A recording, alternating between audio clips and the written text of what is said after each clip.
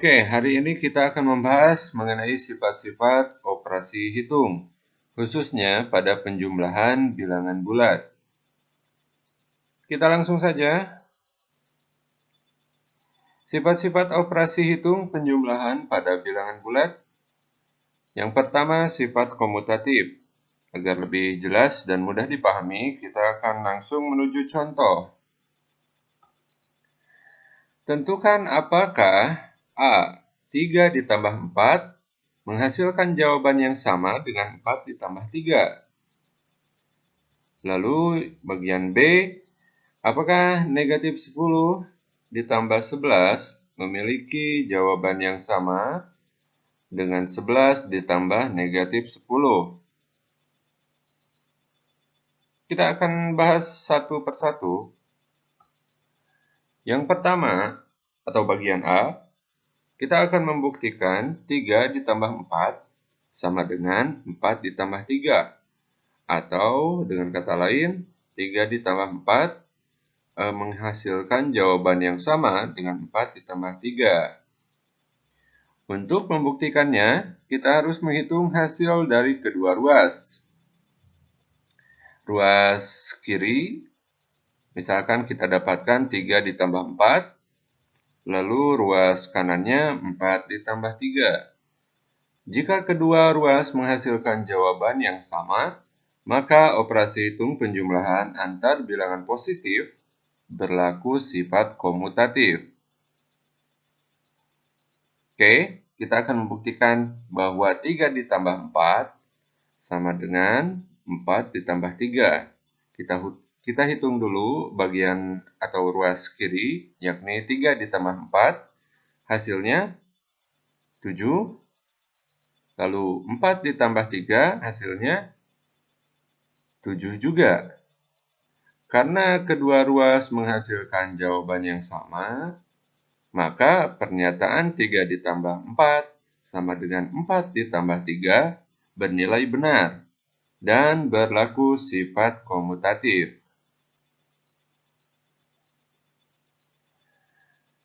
Kita berlanjut ke contoh soal bagian B. Kita akan membuktikan bahwa negatif 10 ditambah 11 sama dengan 11 ditambah negatif 10. Dengan cara yang sama, kita hitung terlebih dahulu hasil dari kedua ruas. Kita dapatkan ruas kiri negatif 10 ditambah 11 dan ruas kanan 11 ditambah negatif 10. Jika kedua ruas menghasilkan jawaban yang sama, maka operasi hitung penjumlahan antara bilangan positif dan bilangan negatif berlaku sifat komutatif. Kita akan buktikan bahwa negatif 10 ditambah 11 menghasilkan jawaban yang sama dengan 11 ditambah negatif 10. Negatif 10 ditambah 11 menghasilkan 1. Lalu 11 ditambah negatif 10 sama dengan 1 juga. Karena kedua ruas menghasilkan jawaban yang sama, maka pernyataan negatif 10 ditambah 11 sama dengan 11 ditambah negatif 10 bernilai benar dan berlaku sifat komutatif. Lalu, apa yang dimaksud dengan sifat komutatif? Untuk lebih memperjelas lagi, kita coba kembali ke contoh soal sebelumnya. Yang A, kita dapatkan 3 ditambah 4 sama dengan 4 ditambah 3 bernilai benar. Kita perhatikan bilangan-bilangannya. Bilangan-bilangannya sama saja, ada 3 dan ada 4. Namun yang berbeda di sini bahwa ada bilangan-bilangan yang posisinya ditukar. Misalkan, di ruas kiri, 4 ini merupakan bilangan kedua. Sedangkan di ruas kanan, 4 ini merupakan bilangan pertama. Begitu pula dengan 3. Di ruas kiri, dia muncul pertama. Lalu di ruas kanan dia muncul terakhir. Lalu begitu juga yang terlihat pada contoh soal bagian B. Negatif 10 ditambah 11 sama dengan 11 ditambah negatif 10. Dan pernyataan ini bernilai benar. Kita lihat posisi bilangan negatif 10 dan 11 berbeda di setiap ruasnya. Contohnya, untuk bilangan 11 ini, di ruas kiri dia merupakan bilangan kedua, sedangkan di ruas kanan dia merupakan bilangan pertama. Juga, negatif 10 di ruas kiri dia merupakan bilangan pertama, lalu di ruas kanan dia berubah posisi menjadi bilangan kedua. Jadi bisa kita simpulkan bahwa sifat komutatif dapat diartikan sebagai sifat pertukaran. Jadi pada operasi penjumlahan, bilangan-bilangan yang ditukar akan tetap menghasilkan jawaban yang sama. Bukan seperti putri yang tertukar ya. Parah asli.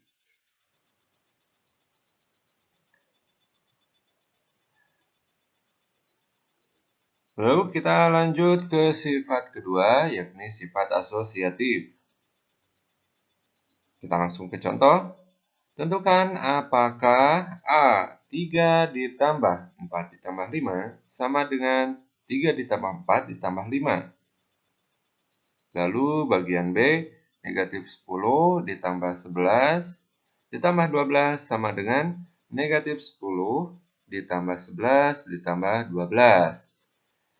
Kita bahas satu persatu. Poin A, 3 ditambah 4 ditambah 5 sama dengan 3 ditambah 4 ditambah 5.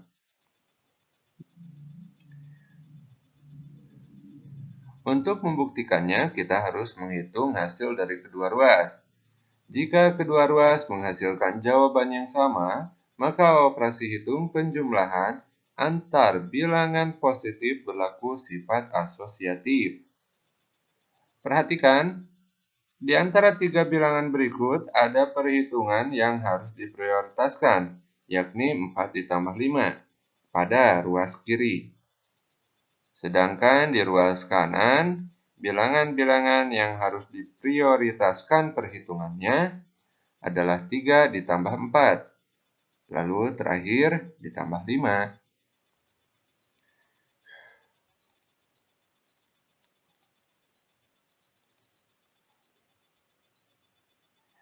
Oke, pada kedua ruas, kita dapatkan ada beberapa bilangan yang harus diprioritaskan perhitungannya. Untuk di ruas kiri, kita harus hitung dahulu 4 ditambah 5. Sedangkan untuk ruas kanan, kita harus menghitung terlebih dahulu hasil dari 3 ditambah 4. 3 ditambah hasil dari 4 ditambah 5, yakni 9. Lalu untuk ruas kedua, 3 ditambah 4, hasilnya 7. Lalu kita jumlahkan dengan bilangan terakhir, yakni 5. 3 ditambah 9, hasilnya 12.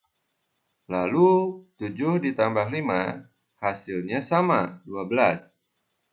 Karena dua ruas ini menghasilkan jawaban yang sama, maka pernyataan 3 ditambah 4 ditambah 5 sama dengan 3 ditambah 4 ditambah 5 dengan beberapa bilangan yang diprioritaskan perhitungannya bernilai benar dan berlaku sifat asosiatif.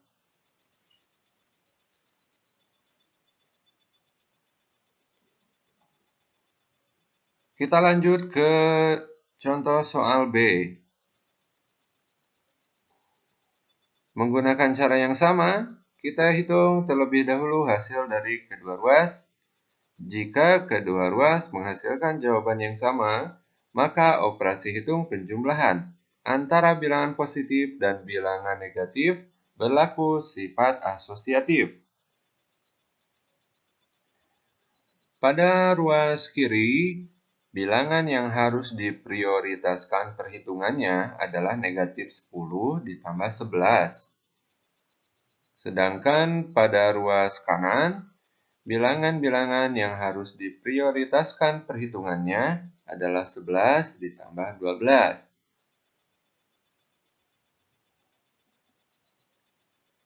Oke, untuk ruas kiri kita harus mencari hasil dari negatif 10 ditambah 11.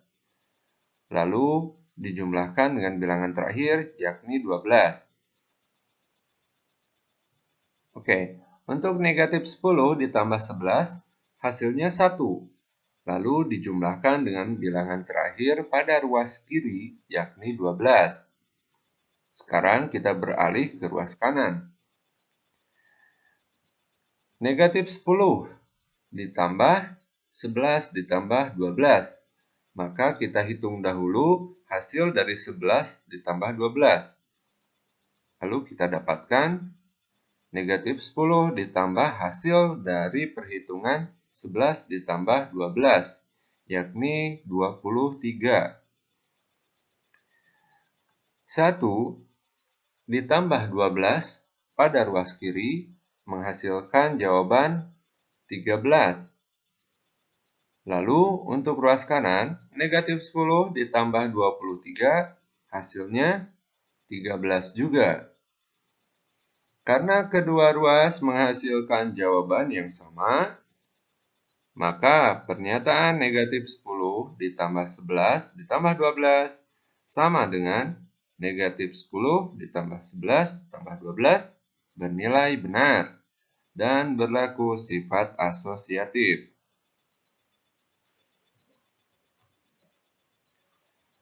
Lalu, apa yang dimaksud dengan sifat asosiatif? Kita kembali ke soal. Untuk poin A atau contoh soal A, pernyataan ini bernilai benar. Kita lihat ada beberapa bilangan yang harus diprioritaskan perhitungannya. Pada ruas kiri, 4 ditambah 5. Sedangkan di ruas kanan, 3 ditambah 4. Bilangan-bilangannya sama, dan juga posisi-posisi bilangannya juga sama. Hanya saja, pada ruas kiri, bilangan-bilangan yang harus diutamakan perhitungannya adalah 4 dan 5, atau bilangan kedua dan bilangan ketiga. Sedangkan pada ruas kanan, bilangan-bilangan yang harus didahulukan perhitungannya adalah 3 dan 4, atau bilangan pertama dengan bilangan kedua. Begitu pula pada contoh soal B, kita dapatkan pada ruas kiri, negatif 10 ditambah 11 harus didahulukan perhitungannya. Sedangkan pada ruas kanan, yang harus didahulukan adalah 11 ditambah 12.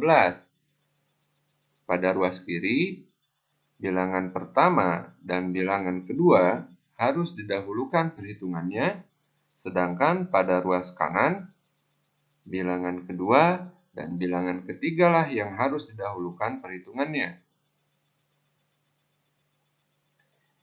Jadi sebenarnya, sifat asosiatif dapat diartikan sebagai pengelompokan. Bilangan-bilangan mana saja yang harus didahulukan perhitungannya tanpa merubah susunan atau urutan bilangannya. Sekian untuk hari ini, semoga kalian tetap bersemangat untuk menimba ilmu dimanapun kalian berada. Bapak juga ingatkan kembali untuk subscribe, sukai, dan bagikan video ini. Dan jangan lupa untuk membunyikan loncengnya agar kalian mendapatkan selalu update video bermanfaat dari channel ini. Sampai jumpa.